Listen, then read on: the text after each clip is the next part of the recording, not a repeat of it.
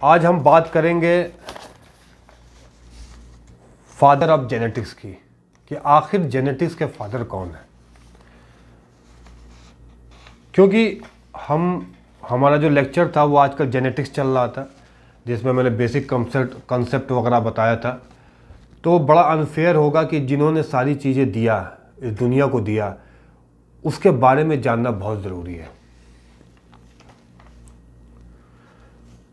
हम जो famous scientist हैं, Albert Einstein, Newton, Leonardo da Vinci, इस सब के बारे में हम जानते हैं, ज़्यादातर फेमस है। हालांकि ये भी बहुत फेमस है, लेकिन इनको रिकॉग्निशन जो है, ये बड़े अनलकी थे कि इनकी रिकॉग्निशन जो है मरने के बाद मिला। इनके काम को कोई समझ नहीं पा रहा था कि आखिर इन्होंने कौन सा ऐसा काम किया था। मैं बात कर रहा हूं उस महान ग्रेट साइंटिस्ट की। यूजुअली जो है बायोलॉजी में दो ही साइंटिस्ट हुए हैं, जिनका नाम है Charles Darwin and Grigor Johan Mendel की बात कर रहा हूं मैं। फादर ऑफ साइंटिस्ट जेनेटिक्स और मॉडर्न साइंस ऑफ जेनेटिक्स, जिन्होंने 1856 में ही जीन से रिलेटेड जो कॉम्प्लेक्स मैकेनिज्म था उसको सॉल्व कर दिया था। 1856 में इन्होंने जो है जीन क्या होता है और इनहेरिटेंस पैटर्न क्या होता है, इन्होंने खोल के रख दिया था हर चीज़ के बारे में। उस टाइम के लिए ये चीज़ थोड़ा सा अजीबोगरीब था, क्योंकि लोग को समझ में नहीं आ रहा था। बट इन्होंने जो दो थ्योरी दिया, जो फाउंडेशन दिया था, उसी फाउंडेशन बेसिस पे आज हम जो है, चाहे ह्यूमन जीनोम प्रोजेक्ट की बात करें या दुनिया में कोई भी ऐसा काम हो जो जीन से रिलेटेड है, वो इनके बगैर अधूरा था। इनफैक्ट इनकी जो लाइफ स्पेन बड़ी शॉर्ट थी, 61 ईयर्स में इनकी जो डेथ हो गई थी। हालांकि अगर 10-20 साल और होते तो इनके और भी जो थ्योरी थे, जिन्होंने अनरेवल किया था, ढूंढा था, खोजा था, वो एक मिस्ट्री है जो हम नहीं समझ पाए। लेकिन जो कुछ experiment that is garden peas से रिलेटेड है, वो एक्सपेरिमेंट जो है वो अक्सर हम लोग पढ़ते हैं और हम लोग जानते भी हैं। तो हम आज उस साइंटिस्ट की बात करेंगे जिन्होंने अपनी ज़िंदगी में जेनेटिक्स, जीन, तकरीबन 200 साल पहले ही जीन के बारे में सारी चीज़ें बता दिया था। उन्होंने सिर्फ दो लॉ दिए थे, उन्होंने law of segregation and law of independent assortment. उन्होंने बताया था कि जो ट्रेट होता है वो जो पेरेंट्स से ऑफस्प्रिंग में ट्रांसफर होता है, वो एलिमेंट कौन सा है, वो जीन एलिमेंट है। लॉ ऑफ सेग्रीगेशन क्या था, मैं आपको बताता हूं। लॉ ऑफ सेग्रीगेशन ये था कि उन्होंने एक पर्पल फ्लावर, आपने यहां देखा होगा पर्पल फ्लावर, और वाइट फ्लावर को क्रॉस ब्रीडिंग कराया था। जब क्रॉस ब्रीडिंग करवाया तो F1 जनरेशन में जो हाइब्रिड आया है, F1 जनरेशन में वो सारे पर्पल थे। तो इनके दिमाग में ये आया कि आखिर वाइट कहाँ गया, वाइट का तो कुछ आया नहीं। तो ये सोचे कि पता नहीं वाइट हो सकता है उसका जो जीन है वो इनहिबिट हो जाता हो, ब्लॉक हो जाता हो, मे भी ऐसा कुछ हो। फिर उन्होंने एक बार क्या किया, पर्पल का पर्पल से कराया, सेल्फ कराया। जब सेल्फ कराया तो F2 जनरेशन में वाइट भी मिला। और जब वाइट भी मिला तब ही सरप्राइज्ड। इसका मतलब ये है कि लॉ ऑफ सेग्रीगेशन का मतलब ये है कि जीन जो है वो सेग्रीगेट हो जाते हैं। कोई भी जीन एक दूसरे को इनहिबिट या उनके काम में दखल नहीं देता है। इसीलिए आप देखे होंगे कि F2 जनरेशन में लॉ ऑफ सेग्रीगेशन हमें बताता है कि जीन जो है वो एक तो इंडिपेंडेंट काम करता है और उसको एक कैरेक्टर, एक ट्रेड दूसरे ट्रेड को इंटरफेयर नहीं करता है। दूसरा law of independent assortment, law of independent assortment, उसमें क्या था, उन्होंने एक येलो सीड लिया और येलो सीड का जो शेप था वो राउंड था, और फिर ग्रीन लिया। ग्रीन जो सीड था उसका रिंकल शेप था। दोनों को क्रॉस कराया। F1 में क्या आया, yellow seed with round shape. फिर इसको सेल्फ कराया तो क्या मिला हमको, F2 में डिफरेंट टाइप के हमें कंपोजिशन मिले। वो किस तरह के मिले? Yellow round shape, green wrinkle shape plus green round shape, yellow wrinkle shape. इसका मतलब कि ये इंडिपेंडेंट चलता है, ये कोई सीरियल वाइज में नहीं चलता है, ये इंडिपेंडेंट असॉर्टमेंट है जिसमें एक ट्रेड दूसरे ट्रेड को इंटरफेयर नहीं करता है, जिसमें हमें 9:3:3:1 मिला था। तो ये मैं बताऊंगा। इसका कहने का मतलब ये है कि जो ट्रेड कैरेक्टरिस्टिक, सपोज करिए अगर फादर से मेरी नाक मिलती है तो मदर से मेरी आंख मिल सकती है। मतलब अगर कलर ऑफ आईज है और कलर ऑफ हेयर है तो इन दोनों का कोई आपस में इंटरफेयर नहीं है। तो हमको जब F1 जनरेशन में मिला कि पर्पल फ्लावर और वाइट फ्लावर किया तो F1 में पर्पल आया, F2 में आया वाइट वाला भी आया। तो F1 में पर्पल आया तो वहीं पे डोमिनेंट जीन और रिसेसिव इनका कॉन्सेप्ट आया कि पर्पल जो है वो डोमिनेंट है और वाइट जो है रिसेसिव है। तो यहां से डोमिनेंट और रिसेसिव का भी कॉन्सेप्ट इन्होंने क्लियर किया। और यही चीज प्लांट में लागू होता है और यही चीज एनिमल में भी लागू होता है।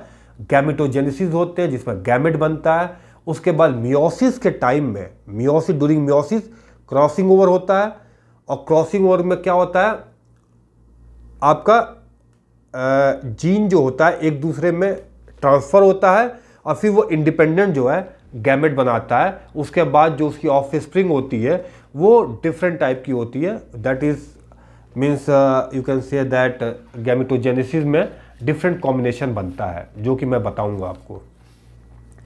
तो आज जो दुनिया पागल हुई है जीन के बारे में, जीन सीक्वेंसिंग हुआ, जीन थेरेपी हुआ, वो तकरीबन 200 साल पहले 1800 में ही जो है इन्होंने वो सारी मिस्ट्री को, सारी गुत्थी को सुलझा के रख दिया था। अनलकी, अनफॉर्चुनेट थे बेचारे कि इनको ड्यूरिंग हिज एक्सपेरिमेंट, और जब इन्होंने अपनी जो है पब्लिकेशन पब्लिश किया अपने जो रिसर्च को, तो इनको रिकॉग्निशन नहीं मिला, लोग समझ नहीं पाए। और सबसे बड़ा जो रीज़न था समझने का वो ये था, first time in the history क्या हुआ था कि इनके जो आंसर थे आप देखे होंगे वो मैथमेटिकल एक्सप्रेशन है। 3:1, 1:2:1, 9:3:3:1। पहली बार बायोलॉजी का कनेक्शन जो है वो मैथ के साथ जुड़ा था। मतलब हाउ इंटरेस्टिंग, कितना इंटरेस्टिंग है। तो लोग सरप्राइज भी थे, वो कहते थे यार ये मैथमेटिकल एक्सप्रेशन और ये इस तरह से क्या लेना देना है। वो इसलिए था, ये क्यों कर पाए थे, क्योंकि इनका जो एजुकेशन था ये मेट्रोलॉजिस्ट भी थे। मेट्रोलॉजी में काफ़ी इंटरेस्ट था इनका, जिसमें हम क्लाइमेट के बारे में पढ़ते हैं, एटमॉस्फेयर जो है एंड इट्स फिनोमेना के बारे में पढ़ते हैं, ये रिकॉर्ड करते थे। वेदर में बड़ा इंटरेस्ट था, टेम्परेचर था, वो सारी चीज़ें ये रिकॉर्ड किया करते थे। तो ये तो मेट्रोलॉजिस्ट भी, तो अब मैथमेटिक्स भी उन्होंने पढ़ी थी, इवन फिजिक्स भी उन्होंने पढ़ा था। जब मैं उनकी लाइफ के बारे में बताऊंगा तो आपको अंदाज़ा हो जाएगा कि इन्होंने एजुकेशन जो था कितनी टफ था इनका, कितना टफ था, कितना मुश्किल था। और उस मुश्किल दौरान में भी इन्होंने अपने एम को अचीव किया, अपने काम पे फोकस किया और इस दुनिया को वो चीज़ दे के गए जो आज कोई भी काम अगर जीन लेवल पे होता है तो यही उनका फाउंडेशन है। He is the modern science of genetics, father of genetics, Grigor Johan Mendel को कहा जाता है। इनको रिकॉग्निशन, पॉस्चुमस रिकॉग्निशन मिला जो आफ्टर डेथ मिलता है। इवन इनके जो पब्लिकेशन थे, इसकी कॉपी चार्ल्स डार्विन को ही भेजा गया था, बट उन्होंने भी जो है इसको नज़रअंदाज कर दिया। अब पता नहीं क्या मैटर था, लेकिन वहाँ तक भी उनकी बात को समझने वाला कोई नहीं था। तो ऑफ कोर्स जब आदमी नहीं समझता है तो समटाइम वो आदमी फ्रस्ट्रेट हो जाता है। इवन उनको एंजाइटी की भी प्रॉब्लम थी, तो ये सारी उनके साथ दिक्कत और प्रॉब्लम थी। तो ये पहली बार ऐसा हुआ था कि आपका बायोलॉजी जो है मैथमेटिक्स के साथ एसोसिएट कर गया था, उसके साथ लिंक होकर इन्होंने सारी चीज़ों को बताया था लोगों से कि आखिर जो है जीन क्या होता है। और वही जीन आज जो है सबसे बड़ा सरदर्द बना हुआ है, क्योंकि आज भी सारी चीज़ें जीन सीक्वेंसिंग के बारे में, और आदमी ह्यूमन जीनोम प्रोजेक्ट में हम जीन के लोग के क्रोमोसोम पे किस पोजीशन पे है, कौन सा जीन म्यूटेट होता है, कौन सा जीन किस डिजीज़ के साथ लिंक्ड है, कैंसर में कौन सा जीन इन्वॉल्व है, तमाम चीज़ें, न्यूरो डिजेनरेशन में कौन सा जीन इन्वॉल्व है, ये सारी चीज़ें जो है इन्हीं के हेल्प से, इन्हीं के फाउंडेशन था, इन्हीं ने बताया था, उसके बाद लोग जो है वहाँ तक पहुँच पाए हैं। तो ये तो रहा उनका कंट्रीब्यूशन, कि उनका कंट्रीब्यूशन जेनेटिक्स में लॉ दिया था, लॉ ऑफ सेग्रीगेशन, जिसमें डोमिनेंट और रेसेसिव के बारे में बताया था, और लॉ ऑफ इंडिपेंडेंट असॉर्टमेंट के बारे में इन्होंने 2 लॉ को बिल्कुल खोल के रख दिया था, बिल्कुल क्लियर कर दिया था। वहाँ से हमें जीन कंसेप्ट जो है समझ में आने लगा था लोगों को। अब मैं बात करूँगा उनकी लाइफ हिस्ट्री की, कि आखिर उनकी लाइफ में क्या क्या चैलेंजेस थे, उनका एजुकेशन क्या था। ये बहुत इंपॉर्टेंट है, क्योंकि हम अक्सर देखते हैं आज क्या है, आज हमारे पास रिसोर्सेज हैं, सोर्सेज हैं, कोर्सेज हैं, हर चीज़ है, लेकिन हम उस लेवल तक नहीं पहुंच पाते हैं, क्योंकि हम अपने टाइम को सही तरीके से यूटिलाइज नहीं करते हैं। इसीलिए हर आदमी को अपने टाइम के साथ बहुत ज़्यादा एक्टिव होना चाहिए, उसको वेस्ट नहीं करना चाहिए और उसका सही इस्तेमाल करना चाहिए, ताकि दुनिया को कुछ दे सकें, जैसे इन्होंने दुनिया को जेनेटिक्स दिया, जीन के बारे में बताया। ये महान साइंटिस्ट थे, ग्रेट साइंटिस्ट इनको हम कहेंगे, क्योंकि ये मैथमेटिशियन भी थे, मेट्रोलॉजिस्ट भी थे, बायोलॉजिस्ट भी थे, इवन फिजिक्स का भी इनको नॉलेज थी। तो काफ़ी जो है सब्जेक्ट की इनको नॉलेज थी। ये 22 जुलाई 1822, ये डेट याद करना बहुत ज़रूरी है। 22 जुलाई 1822 में ये एक सिलेसिया विलेज है, छोटी सी जगह है, जो उस टाइम ऑस्ट्रियन एम्पायर के नाम पे लोग जानते थे, और जो कि आज के टाइम पे चेक रिपब्लिक कंट्री है। वो क्या, वो चेक रिपब्लिक कंट्री है। ये चेक रिपब्लिक जो कंट्री है वो सेंट्रल यूरोप का पार्ट है, जिसके चारों तरफ जर्मनी है, स्लोवाकिया है, पोलैंड है, इसके चारों तरफ पाए जाते हैं। उसके बीच में ये चेक रिपब्लिक जो कंट्री है, वहाँ पे एक विलेज था सिलेसिया, वहाँ पे इनका ये पैदा हुए, बॉर्न हुए 22 जुलाई 1822 में। आज के टाइम में वो जो जगह जहाँ वो बॉर्न हुए थे, वो म्यूज़ियम के नाम, मेंडल नाम पे म्यूज़ियम वहाँ पे आज के दौर में प्रेजेंट है, म्यूज़ियम। अब देखिए, छोटा सा एक विलेज, गांव, इनके फादर का नाम था एंटोन मेंडल और उनकी मदर का नाम था रोजिन। इन दोनों लोगों से 3 चिल्ड्रन हुए, 2 डॉटर, 1 सन। पहली डॉटर जो बड़ी थी वेरोनिका, फिर ये जोहान इनका नाम रखा गया, जोहान मेंडल। और उनकी जो एक और बेटी थी, डॉटर थी, थेरेसिया। तो ये 2 डॉटर और 1 सन जो है इनकी फैमिली में कुल जो है 5 मेंबर थे। और रोजगार का जो जरिया था वो एक फार्म हाउस था, छोटा सा फार्म हाउस था, उसी पे काम करना था। और वहाँ पे बी कीपिंग का भी काम करते थे, हनी बी निकालना, उनकी ब्रीडिंग करना, ये सारी चीज़ें वहाँ पे काम होती थी। और ये 130 साल पहले से ये विरासत में मिला था इनको। तो ये वहीं पे फार्म हाउस जो है सिलेसिया पे काम करते थे। बट इनका जो दिल था वो पढ़ाई में लगता था, ये एजुकेशन चाहते थे। तो वहीं पे एक विलेज में स्कूल में जाया करते थे। तो वहाँ के जो मास्टर थे वो जान गए कि ये लड़का जो बहुत इंटेलिजेंट है और इसके अंदर कोई ख़ास बात है। तो इसको पेरेंट्स को बताया गया कि ये जो है बड़ी ख़ास इसके अंदर एक बात है और इज़ वेरी इंटेलिजेंट पर्सन। तो इसको जो है विलेज स्कूल को छोड़ के हायर स्कूल में भेजा जाए। फिर 1833 में लिपनिक नाम का एक स्कूल था जो 16 किलोमीटर अवे था अपने गांव से, वहाँ पे वो जाते थे लिपनिक स्कूल में, और वहाँ अपना एजुकेशन लेते थे। लेकिन प्रॉब्लम क्या थी? प्रॉब्लम थी फाइनेंशियल सपोर्ट। पूरा फैमिली थी उनकी, तो प्रॉब्लम थी। और उनके जो फादर भी थे वो उनको इंजरी हो गई थी, तो वो चाहते थे कि वापस बुला ले, लेकिन नहीं, उनको जाना नहीं था। उनका एम कुछ और था, उनको अपने एजुकेशन पूरा करना था। तो वो वहाँ पे ओपावा एक जिम्नेजियम है, जिम्नेजियम होता है वहाँ पे हायर एजुकेशन के लिए। वो ओपावा में जो है 6 साल तक अपनी एजुकेशन लिए, जिसमें उनकी जो सिस्टर थेरेसिया थी उन्होंने हेल्प किया था, अपना डाउरी का एक पार्ट जो है वो उन्होंने डोनेट किया था इनको। तो वहाँ के हेल्प से, उनकी सिस्टर की हेल्प से इन्होंने ओपावा में हायर एजुकेशन हासिल किया एट द एज ऑफ 6 साल तक। अब वहाँ पे वो मेट्रोलॉजी पढ़े, जो कि उनका लाइफ लॉन्ग एक सपना था, एक इंटरेस्ट था।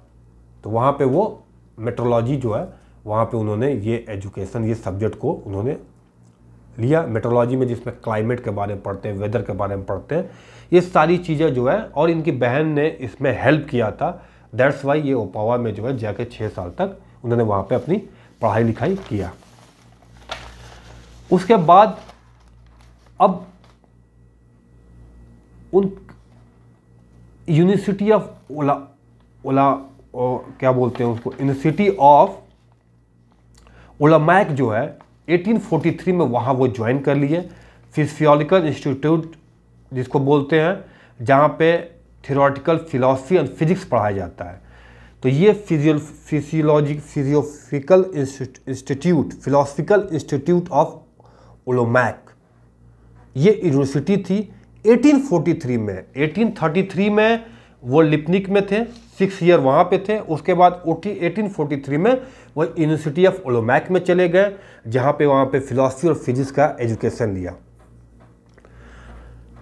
उसके बाद फिर वही फाइनेंशियल प्रॉब्लम वाली दिक्कत आने लगी थी इनको। ये काफ़ी टाइम तक एक जगह नहीं रह पाते थे, क्योंकि इनके साथ था कि पैसे की बड़ी दिक्कत थी, इसलिए उनको प्रॉब्लम होती थी। उसके बाद इन्होंने क्या किया कि डिसाइड किया कि इनके दोस्त थे, एक FC नैप इनके दोस्त थे। FC नैप जो दोस्त थे उनको, उन्होंने हेल्प किया इनको। और जब ये FC नैप ने इनको हेल्प किया, उस वक्त क्या होता था कि मोनेस्ट्री होता था। मोनेस्ट्री, आपको बताओ, मोनेस्ट्री जिसमें प्रीस्ट होते हैं, जो एक तरह से रिलीजियस वहाँ पे बताया जाता है, कम्युनिटी होती है जहाँ पे एजुकेशन भी डिफरेंट सब्जेक्ट का दिया जाता है, और वहाँ पे मेडिटेशन भी किया जाता है। तो वहाँ पे एक पोजीशन होती है। तो उनके जो हेड थे एक तरह से FC नैप, वो इनके दोस्त थे। तो उनके हेल्प की वजह से इनको जो है वहाँ पे सेंट थॉमस मोनेस्ट्री था, सेंट थॉमस, उसमें एंट्री मिल जाती है इनको। अब जब सेंट थॉमस मोनेस्ट्री में एंट्री मिल जाती है इनको, तो वहाँ पे वो अपनी पढ़ाई को जो है कंटिन्यू करते हैं। और FC नैप की होने की वजह से उनको क्या होता है, ज़्यादा टाइम जो है वो अपने रिसर्च वर्क पे दे पाते हैं, रेदर देन कि वो मोनेस्ट्री में और लोग मॉन्क के साथ और चीज़ों के साथ इन्वॉल्व हो, वो नहीं करते हैं। उनको जो है कंसेशन मिल जाता है। तो उसके बाद जो है वो काफ़ी टाइम तक 1856 से 1863 तक वो सेंट थॉमस, जो अगस्तियन चर्च ब्रोनो, जो चेक रिपब्लिक में है, जिसको बोलते हैं अगस्तियन चर्च ब्रोनो, वहाँ पे इस मॉनेस्ट्री में वो अपना रहते हैं। उस मॉनेस्ट्री की एक खास बात ये थी कि उसमें एक बड़ी खूबसूरत लाइब्रेरी थी। और एक्चुअली वो जो सेंट थॉमस था वो फेमस भी था, क्योंकि वहाँ पे एक ब्लैक स्टोन नाम की लेडी थी, वो फेमस हुआ करती, उनकी पेंटिंग थी, जो कि कहा जाता था कि सुपर नेचुरल उनके अंदर पावर है। तो वो पेंटिंग की बड़ी ख़ास बात थी, इसलिए वो जगह भी बड़ी फेमस थी। उसके बाद जो दूसरी चीज़ थी वहाँ पे, जहाँ पे ये मॉनेस्ट्री में गए थे, जो कि सेंट थॉमस मॉनेस्ट्री, वहाँ पे एक लाइब्रेरी थी। वो लाइब्रेरी के अंदर एक दरवाज़ा था, जो दरवाज़ा खुलता था गार्डन पी में। इसी गार्डन पी में वो जो है अपना रिसर्च करते थे, अपना जो है रिसर्च वर्क करते थे। उसके बाद एक 1851 में यूनिवर्सिटी ऑफ वियना भी गए। वहाँ पे उन्होंने professor of physics Christian Doppler के साथ फिजिक्स पे काम किया। उन्होंने फिजिक्स को भी एजुकेशन उन्होंने वहाँ पे लिया। फिर उसके बाद एक्चुअली होता क्या था कि जो मॉनेस्ट्री होता था, उस मॉनेस्ट्री में ये होता था कि आपको जो स्कूल है वहाँ के पढ़ाना भी होता था। तो आप you will be surprise to know that कि इतना बड़ा साइंटिस्ट होने के बाद उस स्कूल में सर्टिफिकेट लेने के लिए वो जब जाते थे पढ़ाने के लिए, तो ओरल टेस्ट होता था। तो ये ओरल टेस्ट में फेल हो जाते थे, क्योंकि इनको एंजाइटी की प्रॉब्लम थी, तो इसलिए वो डिप्रेस हो जाते थे। मतलब यही होता है कि एक बड़ा साइंटिस्ट है, लेकिन देयर इज़ सम लिमिटेशन। हर आदमी के अंदर कोई ना कोई कमज़ोरी होती है, तो इनके साथ भी ये कमज़ोरी जो है कंटिन्यू रहती थी। तो अगर हम देखा जाए तो इनकी जो बॉर्न हुए ये, तो ये विलेज सिलेसिया में बॉर्न हुए 1822 में। 1833 में लिपनिक स्कूल गए, उसके बाद यूनिवर्सिटी ओलामैक गए, उसके 1843 में, फिर उसके बाद 1851 में यूनिवर्सिटी ऑफ वियना गए। उसके बाद ये मोनेस्ट्री में ही अपना जो है सारा रिसर्च करने लगे। तो ये सारा रिसर्च जो है उस लाइब्रेरी में गार्डन पी था कोर्टयार्ड में, उस गार्डन पी में वो 1856 से 1863 तक उन्होंने वहाँ पे अपने रिसर्च किया और उस रिसर्च को उन्होंने पब्लिश किया, जिसमें जो है काफ़ी कॉपी वगैरह भेजा जैसा मैंने बताया डार्विन को, लेकिन इनको हर आदमी ने अननोटिस किया, इसको कोई नोटिस नहीं कर, इनको समझ नहीं पा रहा था। उस दौरान ये कई सेमिनार दिए, कई साइंटिफिक टॉक दिया, लेक्चर दिया, लेकिन कोई आदमी समझ नहीं पा रहा था कि आखिर इस पी प्लांट से ये किस तरह का जीन ट्रांसफ़र और रेशियो 1:3, 3:1, 1:2:1 और 9:, मैथमेटिकल एक्सप्रेशन या मैथमेटिकल एनालिसिस के बारे में ये उस वक्त तक लोगों के लिए थोड़ा सा डाइजेस्ट होना मुश्किल था। तो ओवरऑल 1868 में इनकी जो है रिसर्च की हिस्ट्री एंड हो गई और अनफॉर्चुनेटली इनको किडनी में प्रॉब्लम हुआ, नेफ्राइटिस, और इनकी 6 जनवरी 1884 में इनकी डेथ हो गई। तो इनकी कुल जो एज थी वो 61 ईयर जो है इन्होंने इस दुनिया में रहे। उसके बाद ये 6 जनवरी 1884 में दुनिया में अलविदा कह दिया। अब रही इनके काम की बात।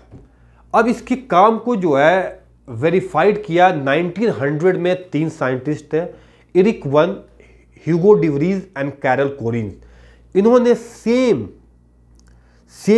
स्टडी किया और सेम रिजल्ट पाया, तब जाकर ये समझे कि वाकई जो है सर ग्रिगोर जोहान मेंडल ने दुनिया को क्या दिया, और तब जाके लोगों को समझ में आया।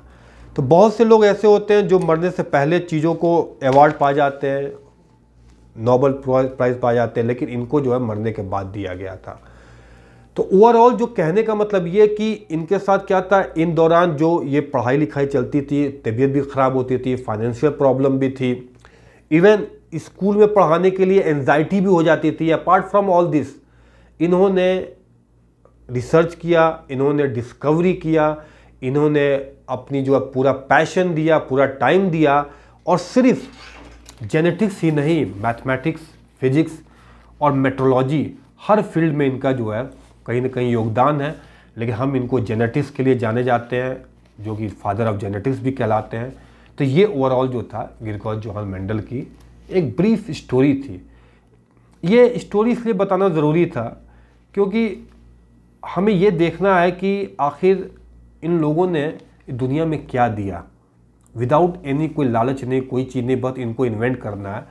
तो इससे हमें भी सीख मिलता है कि हम भी जो है यूज़फुल लाइफ जिए, ना कि पर्पसलेस लाइफ हो, कोई मीनिंग ना हो। मीनिंगफुल होना चाहिए, मीनिंगलेस नहीं होना चाहिए।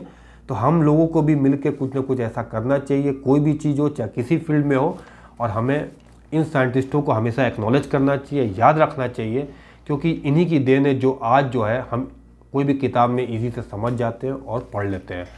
तो अब फिर अगली बार आएंगे, अपना फिर से लेक्चर शुरू करेंगे और फिर साइंटिस्ट के बारे में बात करेंगे जो महान साइंटिस्ट हुए हैं। तो thank you very much, have a good day.